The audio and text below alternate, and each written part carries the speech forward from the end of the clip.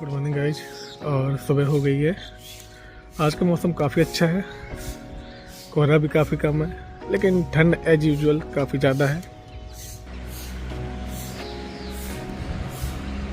कोहरा तो काफ़ी छट गया है, लेकिन क्योंकि मौसम ही ठंडी का है तो ठंड तो लग रही है। बाकी गाइज प्लान वही है, चाय नाश्ता तो कर लिया है, बाकी अभी लाइब्रेरी जाने की सोच रहे हैं।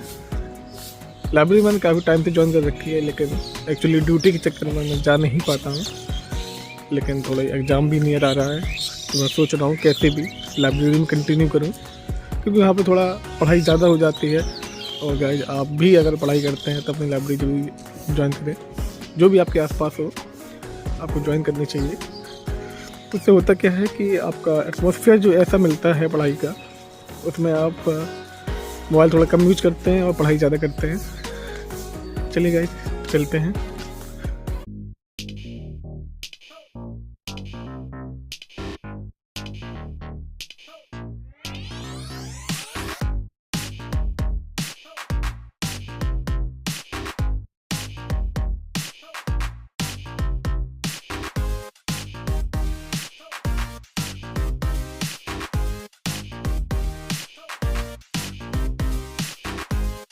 गाइस आज का मौसम देखिए, काफ़ी अच्छी धूप, बढ़िया सा दिन चहक रहा है। जब भी ठंड में अक्सर ऐसी धूप निकलती है तो थोड़ी धूप में बैठने का, ऊपर पढ़ने का मन करता है। अभी पढ़ ही रहा था और अचानक से हमारे एक नॉन आ गए हैं। कभी भी जब मेडिकल कॉलेज में कोई अपना खास आता है तो थोड़ा जाना ही पड़ता है। शायद इंटेस्टाइनल परफोरेशन का केस है, बाद में बताऊंगा मैं इसके में होता क्या है। अभी शायद उनको अल्टरनेट डेज पर ड्रेसिंग की एडवाइस की गई है, तो उन्हें ड्रेसिंग करवानी है। थोड़ा वो पूरी टाइम पे नहीं आए हैं तो थोड़ा शायद इशू आ रहा है कुछ। चल के देखते हैं क्या हेल्प कर सकते हैं उनकी।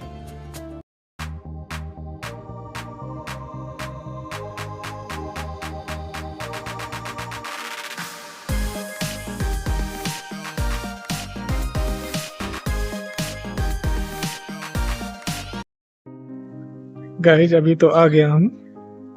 एक्चुअली में उनका कोई एक्सीडेंट हुआ था और पेशेंट को सिग्मॉइड नेक्रोसिस हुआ था। उसके बाद उनकी एक लेप्रोटमी सर्जिकल ऑपरेशन किया गया था, उसी की ड्रेसिंग थी। लेकिन एक्चुअली में एब्सिस फॉर्मेशन हो गया था, इसलिए थोड़ा दोबारा से ऑपरेट हुए हुए। ये काफ़ी बड़ा वुंड था जिसकी ड्रेसिंग होनी थी। अभी हम जा रहे हैं पेटीज खाने के लिए, थोड़ा टाइम मिला है। वो हिंग पापड़ी वाली।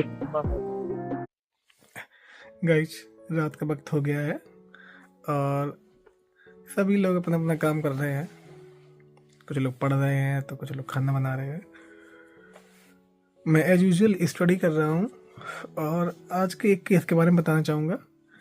यूजुअली बहुत सारे पेशेंट जब मेडिकल कॉलेज आते हैं तो किसी न किसी सस्पेक्टेड पॉइजनिंग के मोस्टली केस आते हैं।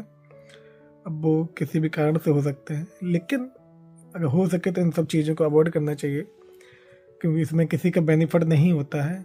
मोस्टली केस जब हमारे पास आते हैं तो सबसे पहले तो MLC जो मेडिको लीगल केस बनता है तो वो इन्फॉर्म किया जाता है, PI भेजी जाती है, पुलिस इन्फॉर्मेशन भेजी जाती है।